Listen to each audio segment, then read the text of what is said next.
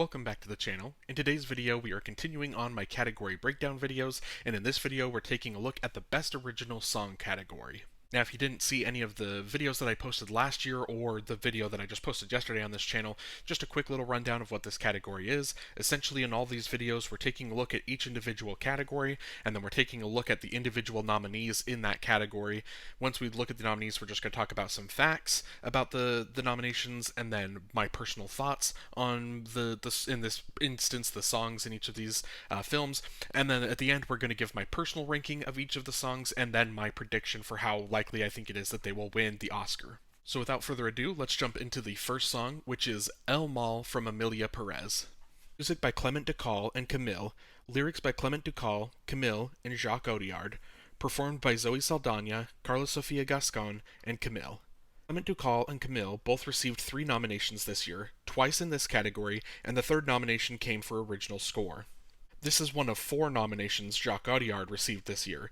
His other 3 nominations were for writing, directing, and producing Emilia Perez. El Mal won Best Original Song at the Golden Globes and is nominated at the Critics' Choice Awards.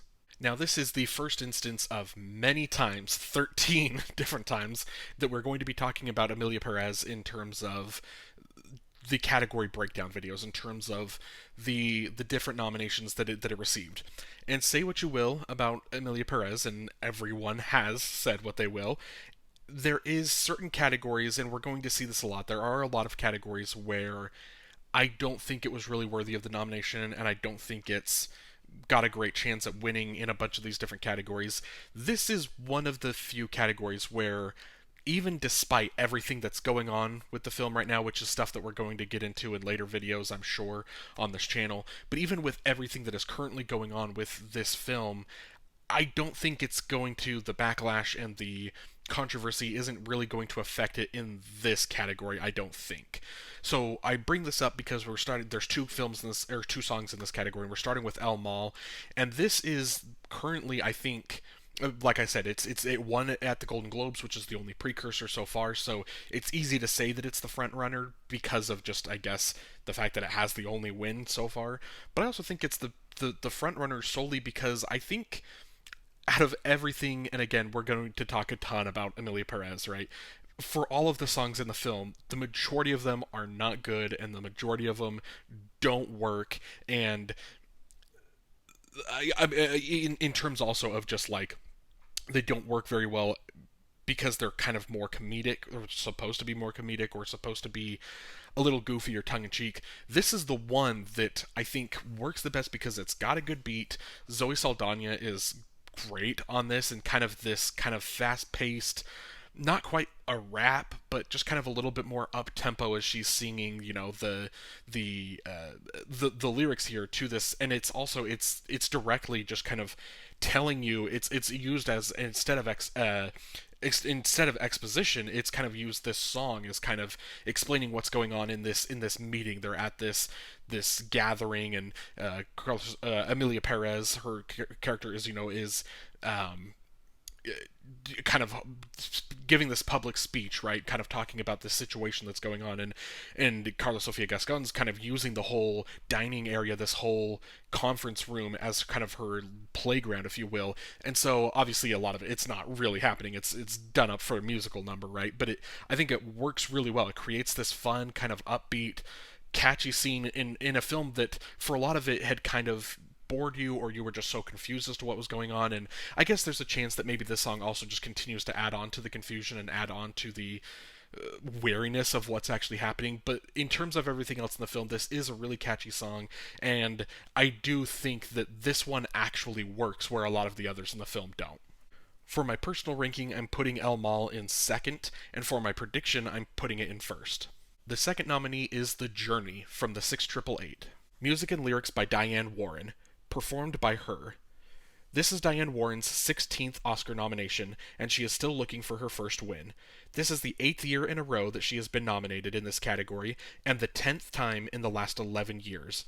Warren won an honorary Oscar in 2023 for her genius, generosity, and passionate commitment to the power of song and film.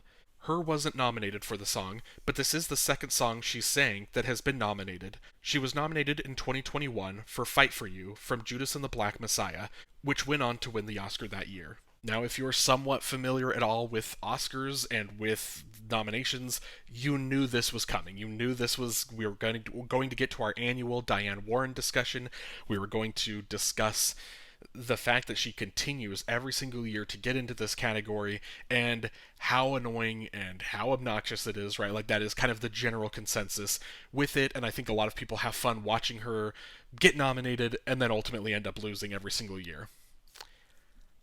I'm not the first person to say this. I am totally okay with Diane Warren winning this year. I think because a lot of people are talking about, the Amelia Perez songs, people don't really want to award just the general public, us people talking about Oscars, we don't necessarily want to see Amelia Perez win any Academy Awards, and so you're looking at it and you're like, okay, so if we take those two out now, which of these three are we rooting for, right? And I do think that there is something here with Diane Warren, with this nomination, and the other thing that we got to talk about with Diane Warren, talking about how she gets nominated. This is the 10th time in 11 years, and what did I say, 8th year in a row. Of those 8 nominations, a good handful of them are from like fake movies or movies that like didn't get any sort of buzz or traction or like were not on the radar of anyone, and then they get an Oscar nomination just because they got Diane Warren to write a song, right? Now, the 6888 wasn't necessarily some big, it was a Netflix film, but it's from Tyler Perry, so it's from a director that people know and are, just aware of. It's not like the Talk Like a Woman or Four Good Days or even Flaming Hot last year or Breakthrough a couple years before that. Like, she has some of those nominations from these films that just are not like Oscar films, but they get in just because Diane Warren. This, I think, fits alongside in the category of EOC from The Life Ahead. Is that what the name of that movie was? I think that was the name of that movie, but this is in the camp of that for me, of an actual good song, an actual great song from an actual movie that people had seen and aren't only watching it just because it's nominated for Oscars. And I'm totally okay with saying, if we give Diane Warren her Oscar, if we give her the win, I don't know if we would be free in the future of not having to nominate her every single time in every single year, but I'm willing to give it a shot. I'm willing to say, hey, let's root for this, let's get this the win, and then let's see if this does mean that we can potentially be free from having to have a dedicated Diane Warren slot every single year at the Oscars. Now, I kind of say that as a little tongue-in-cheek, as a kind of a little bit of a joke, but also, I'm totally okay with this winning because I genuinely like this song. It is a good song. Her is a phenomenal singer. This is also one of the, out of all of the nominees here, this is the one that's like the most like an actual radio song, like something you would hear on the radio, I feel like. And so there's just a lot of factors going in for this where this genuinely, I feel like this category could be very similar to when Her won back in 2021 for the Judas and the Black Messiah song. That year was like, there wasn't a clear consensus one, and so it kind of just ended up being just like pick one of the 5, and that's ultimately what it ended up being. I think a lot of people were predicting for the Fight for You song to be in like that 4th or 5th place that year. So I think it really was just kind of an example of, if there isn't a clear consensus number 1, anything could win. And so I think that's kind of like what this is this year. If El Mal isn't as strong, or if Emilia Perez just kind of falls off a little bit due to the controversies, and then this just becomes a wide open race, who knows? Anything I think could happen in this category. And for my personal prediction, I am putting this in first, and for my prediction, I'm currently putting it in third. The next nominee is Like a Bird from Sing Sing. Music and lyrics by Abraham Alexander and Adrian Quesada. Performed by Adrian Quesada and Abraham Alexander. This is the first nomination for both Abraham Alexander and Adrian Quesada. Alexander is a musician in Fort Worth, Texas, and his debut album, Seasons, was released in 2023. Quesada has been nominated 8 times at the Grammys and has been a member of the Black Pumas and Grupo Fantasma.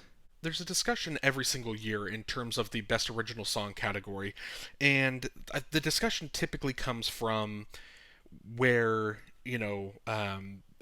the debate comes from whether the songs that are just in the closing credits song, whether those should be weighed the same as a song that's actually in the movie, because there's something always about when you get the oh man, I'm drawing a blank on what the name of the song is, but the song from RRR, not to, when you have a song like that that's in the movie, or I didn't win, but like Husavik, when that, from the Eurovision Song Contest, that was such a big moment because whenever you get these songs that are an actual part of the film as opposed to just the credit song, I think there is more weight and there's more power behind that. This year, the only two that are actually part of the movie are the Emilia Perez songs, and so I do think that there is that discussion is to be had every single year, and I think you can kind of debate or weigh the merits of that. I think there's also a discussion or a thing that you should factor in of how emotional does the song impact you? How emotional does it make you when it plays? And so if we just look at the two Amelia Perez songs, no emotion really behind those because they aren't meant to be these kind of emotional songs. But the other three that that are nominated that are all playing during the credits, you have to look at if you're trying to factor in the emotional impact of the songs. This is the one that I think does have the most emotional impact because of this is playing right at the end of Sing Sing, and so it's kind of an emotional, happy, just kind of exciting, this ending that kind of has you optimistic about like what is next for these characters, where they're going, and what does the future hold for these characters. And then this song kind of kicks in, and I think it adds to kind of the emotional impact. And then this song also plays while we're getting footage from the real characters from the Sing Sing facility, and so there's just a lot kind of going for this in terms of it being this emotional piece. So I do think that this song does have that going for it. As far as the rest of the song goes, it's a nice little simple, catchy song that ultimately I don't think is as memorable as some of these other songs might be. Also, with it being kind of in crazy enough to say probably the lesser, I guess maybe the 6888 is lesser known than this, but it's in one of the lesser known of the films in this category. I feel like from some of the lesser known artists in the category, I do think it has some uphill battles and some things that it has to kind of overcome in order to get the win. But like I said, if this is a category that does just kind of become an open 5-horse race and anything could happen, then why not for this? This is just kind of the one that I currently kind of do have the hardest time seeing. So for my personal ranking, I'm putting Like a Bird in 4th, and for my prediction, I'm putting it in 5th. Next nominee is Mi Camino from Emilia Perez. Music and lyrics by Camille and Clement Ducal, performed by Selena Gomez. This is the second song in the category that Camille and Clement Ducal are nominated for. Selena Gomez wasn't nominated for the song, but she was nominated for the song at the Critics' Choice Awards, and she was nominated for her performance at both the Golden Globes and the BAFTAs. Mi Camino was nominated for Best Original Song at the Golden Globes and the Critics' Choice Awards. And so now we have the second Emilia Perez song to be nominated. And when the precursors were starting and we were talking about what the Emilia Perez nominations were going to be, I think everyone was kind of confident that two of the songs were going to get in. It had been a couple months since I had seen the movie, and so in my head I had kind of forgotten what the I knew El Mal because that is the most catchy from the film, and it is kind of this big, kind of one of the best moments of the film because Zoe Saldana brings so much to that moment. But I was looking at Mi Camino, Emilia Perez. I didn't know the song, but I was trying to remember back to when there was the Selena Gomez song in the movie, and there is a Selena Gomez song earlier in the film, and that's what I assumed this was. I kind of was like, okay, it's that song a little bit earlier. That was okay. That was a catchy little tune, a little catchy ballad from Selena Gomez. So I was like, I could see that being the thing that, was like, sure could get the nomination. And then when I was watching Emilia Perez a couple nights ago to in prep for this, I remember that song came and went, and I was sitting there thinking, that wasn't Mi Camino. And so it wasn't until this is pretty late in the film when this song plays, and it's the song that Selena Gomez and her boyfriend character, that they're kind of singing like it's a karaoke song, and kind of everything about it was just kind of this forgettable moment of the film that doesn't quite have the same impact that El Mal does. Sure, Selena Gomez is a better singer, obviously, than Zoe Saldana. It's kind of hard to compare someone that it's not a professional singer to the professional singer, so it's obviously easy to say that Selena Gomez does give a great performance in it, but ultimately it's just not as catchy of a song, it's not as memorable in the film, and so when we're looking at the two Emilia Perez nominations, I think it's pretty clear kind of what the hierarchy between these two songs is. For my personal ranking, I'm putting Mi Camino in fifth. Before my prediction, I am putting it in second, just because I still feel pretty confident that one of the Emilia Perez songs is the frontrunner of the category. And the final nominee is Never Too Late, from Elton John, Never Too Late. Music and lyrics by Elton John, Brandi Carlile, Andrew Watt, and Bernie Taupin. Performed by Elton John and Brandi Carlile. This is Elton John's fifth Oscar nomination, and he has two wins. He won in 2020 for I'm Gonna Love Me Again from Rocket Man, and in 1995 for Can You Feel the Love Tonight from The Lion King. He was also nominated two more times in 1995 for Circle of Life and Hakuna Matata from The Lion King. This is Bernie Taupin's second Oscar nomination. He also won in 2020 for I'm Gonna Love Me Again with Elton John. This is the first Oscar nomination for both Brandi Carlile and Andrew Watt. Now, when we take a look at all five of these, the nominees in this category, and we take a look at the performers, without a doubt, my favorite performer here is Elton John. As much as I do love her, and Selena Gomez is good as well, but Elton John is up and away my favorite performer of this. And so there's part of me that was like, I was excited when he got the nomination. Another part of me also didn't necessarily feel like he needed the nomination when you look at what else was kind of the snubs in this category. The song from Will and Harper, Compress Repress from Challengers, a lot of people were predicting.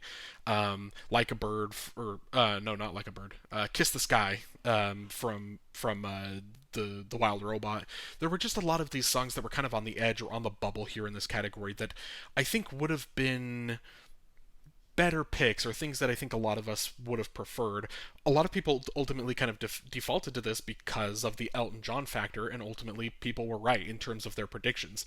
The song did ultimately get in, and it's another one of those that is kind of the credit song for this biography and for this look at Elton John's life, right? And so I do think that there is kind of a something that can't be overstated with this film in terms of, or with this nomination in terms of people watching a documentary, if they actually do watch the documentary, as opposed to just listening to the song, you're going to get this documentary about Elton John, someone that a lot of people love, and then does this song as kind of the cherry on top at the end of this documentary? Does it kind of make you feel excited or invigorated, kind of thinking about Elton John and wanting to award him potentially one last time, as this was the last time he was touring? Might not be the last time that he's releasing any new music, but it might be one of the last times that you get to award him.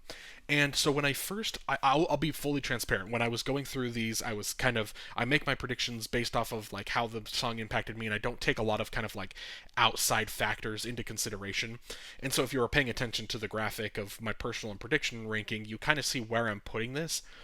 And then I realized, as I was typing out the notes of like actually doing the research and getting the notes, that 5 times Elton John's been nominated, 3 of the nominations were all the exact same year, right?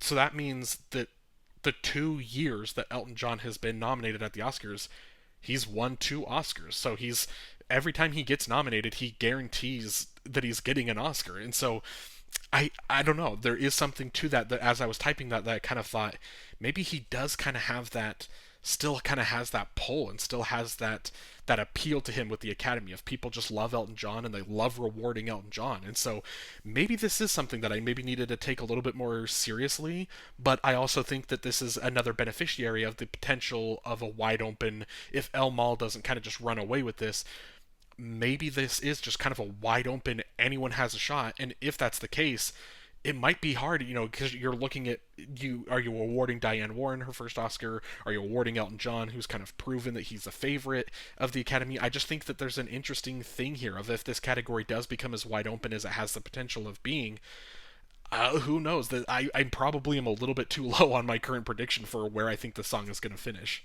And so for my personal rank, I'm putting this in third, and my prediction, I'm putting it in fourth. But like I said, I immediately am feeling uneasy about that. And that's it. Thank you so much for watching this video. Again, if you're new to this series, this is just a current kind of an update of how I'm feeling at the moment. These aren't my official final Oscar predictions.